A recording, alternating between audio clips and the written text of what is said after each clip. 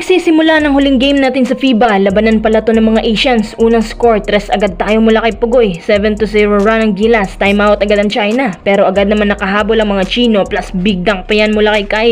Sa dulo ng first quarter, 16 all tayo. Sa pangalawang quarter, mukhang pawis na dito si Kyle Anderson Nanaig pa rin ang Gilas, lumamang up to 6 points. Zhao Chi laban sa ating 7-footer, nakakuha pa ng foul. Galit na galit pa yata itong si Kai kasi hindi nila malamangan ng Gilas. Pero sa dulo ng second quarter, nakalamang ng China up by 1 point nung naipasok ni Clarkson ang jump shot niya.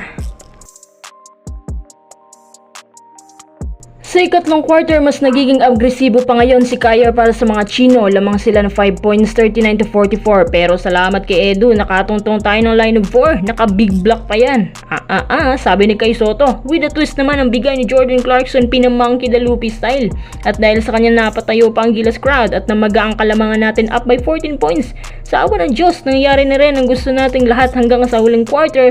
Mas namaga pa ang kalamangan ng Gilas. Biruin nyo, umabot po ito ng up by 20 points. Ginanahan ng Gilas at syempre na-maintain natin ang lead at sa wakas, nanalo na rin tayo mga quiz. Diyos ko,